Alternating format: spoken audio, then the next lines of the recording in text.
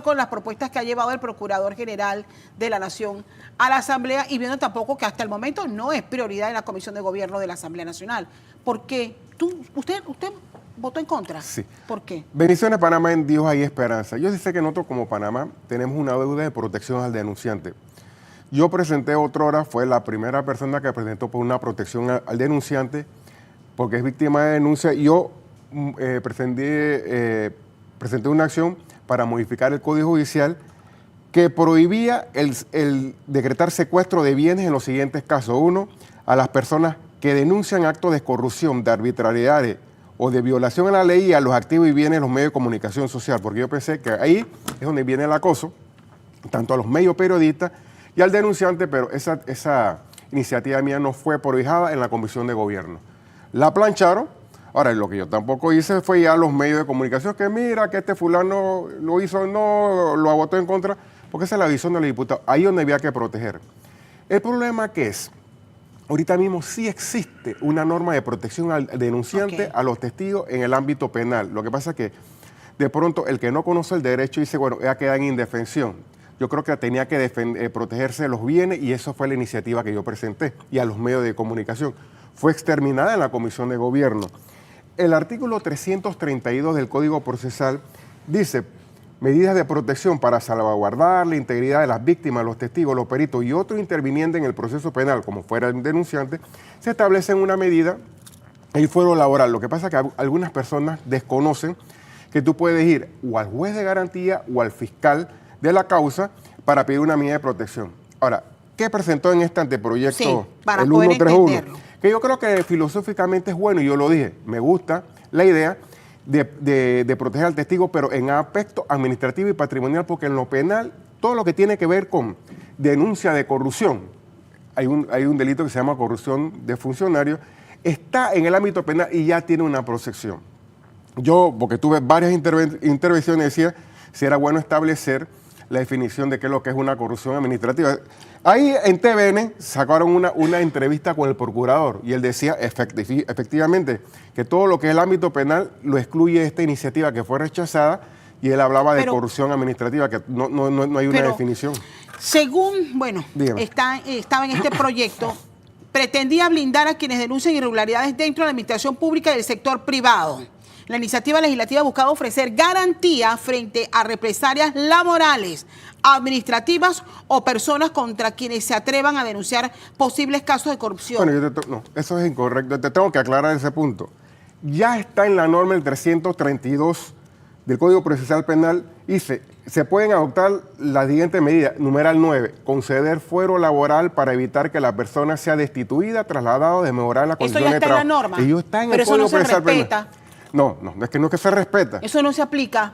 Yo te tengo que decir cómo se puede aplicar. Lo que pasa es que si tú quieres un fuero, porque aquí te habla de una serie de protecciones, tú puedes pedir al fiscal de la causa, decrétame esta protección. Eso está. Y la norma que se rechazó ni tampoco. Por primera vez en la historia están convergiendo dos grandes innovaciones. Por un lado, la inteligencia artificial, que lo está cambiando absolutamente. Y aspecto patrimonial. Y yo se lo dije al principio, administrativo y patrimonial, porque en lo penal, todo lo que tiene que ver con denuncia de corrupción, hay un delito que se llama corrupción de funcionarios, está en el ámbito penal y ya tiene una protección. Yo, porque tuve varias intervenciones, decía si era bueno establecer la definición de qué es lo que es una corrupción administrativa. Ahí en TVN sacaron una entrevista con el procurador y él decía efectivamente que todo lo que es el ámbito penal lo excluye esta iniciativa que fue rechazada y él hablaba de corrupción administrativa, que no hay una definición.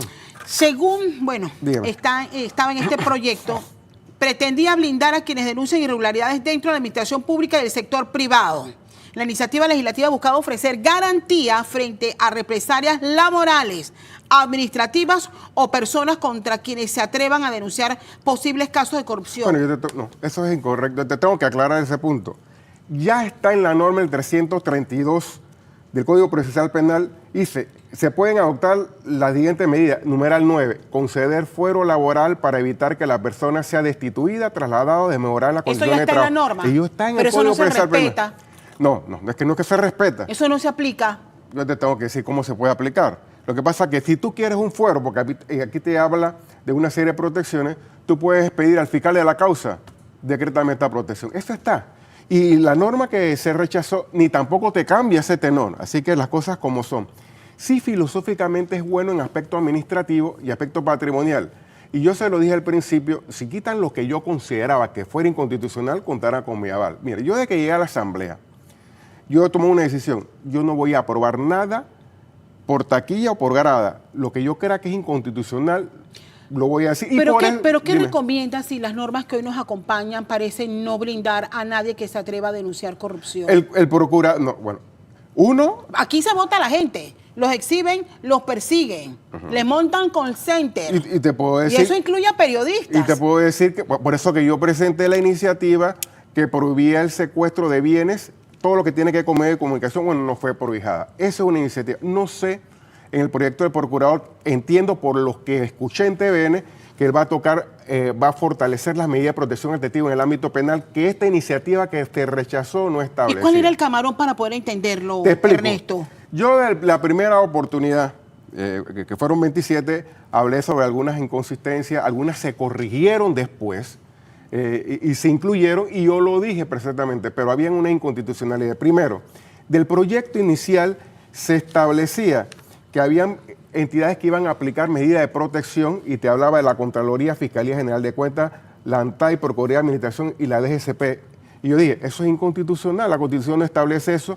En la modificación del proponente sola dejó 3, es decir, como entidades que iban a aplicar medidas de protección, la Contraloría, Fiscalía de Cuentas y ANTAI. Yo le dije, señores, el artículo 280 de la Constitución no le da la facultad a la Contraloría para modificar. Ahora, lo que yo no puedo meterme en la cabeza del proponente, y yo nunca he hecho, que una iniciativa, un proponente, entonces yo le voy a quitar el espíritu y la filosofía. Yo soy un ser humano, no soy ley de la República y solamente opino. Eso a mi juicio es inconstitucional. De repente los proponentes dicen que no. Si yo sé que el artículo, y yo creo que el artículo 280 de la Constitución, que establece funciones a la Contraloría, no le da la oportunidad para proteger a nadie, no lo puede hacer. Y lo otro, los camarones. Y yo también mencioné en el Pleno de una anécdota mía. Yo presenté una acción de inconstitucionalidad contra aquella norma jurídica que establecía cárcel a los protestantes. Yo fui el demandante y gané el caso. Y la Corte Suprema de Justicia dice que ahí se introdujo camarones legislativos. Es decir, tú en segundo debates no puedes introducir nada que no fue temas que se fueron debatidos en el primero. Y yo dije, aquí también hay unos camarones que se introdujeron con las segundas modificaciones que hicieron. Al final, lo que pretende y lo que entendió los ciudadanos es que había llegado a la Asamblea un proyecto para proteger a los denunciantes de actos de corrupción. Usted dice que ya hay normativas, sin embargo, ahí está, sí. La percepción que hay es que no son suficientes y no nos acompañan. Y yo debo mencionar el último caso, más reciente y más relevante, que es el caso del ex subdirector de la Autoridad de Innovación Gubernamental, que hizo su periplo por denunciar un presunto acto de corrupción y quedó sacado del sistema. Y mira, ese ejemplo que tú traes es sobre un acto de corrupción. Sacado del sistema. Lo que pasa es que el artículo... Expulsado del sistema. Y no estoy hablando nada más de que si él se atrevió a presentar la denuncia al Ministerio Público, si no pide él la protección, el Ministerio Público no se los da. Podría dárselo. Lo que pasa es que la ley dice que debe pedirse al fiscal de la causa protección en los delitos donde se pueda, 331, ver afectado la seguridad personal de la víctima, el fiscal. El juez de la causa, juez de garantía, podrá aplicar cualquiera de las siguientes medidas. O sea, conforme al criterio, podían ser de las dos maneras. Si el fiscal de la causa se le ha presentado una denuncia, él podía accionar para decretar una protección, o el denunciante. O sea, pero este instrumento que fue rechazado, y lo mío fue por puntos constitucionales que se los dije, lo que yo no puedo meterme en la iniciativa, decir, hazlo, no, cada uno lo tiene. ¿Pero cabe la posibilidad de modificarlo y volverlo a revisar? Por supuesto, y contará con mi aval si se adecua a la Constitución. Pero esperen un momentito. Esto no tocaba nada de lo penal que ya está establecido, solamente innovaba protección al testigo en materia administrativa, nada más, y patrimonial. Y yo sí creo que es bueno. Y yo creo que si el denunciante, el proponente, establece qué es lo que es denuncia del aspecto patrimonial y administrativo, y se establece la definición de denuncia corrupción administrativa, porque no está. Sí. Y yo se los dije, en este caso, a la Asamblea, ahorita mismo existe un delito que se llama corrupción de funcionario. Es penal, lo que tú no puedes establecer una medida que se pueda confundir con lo que ya está.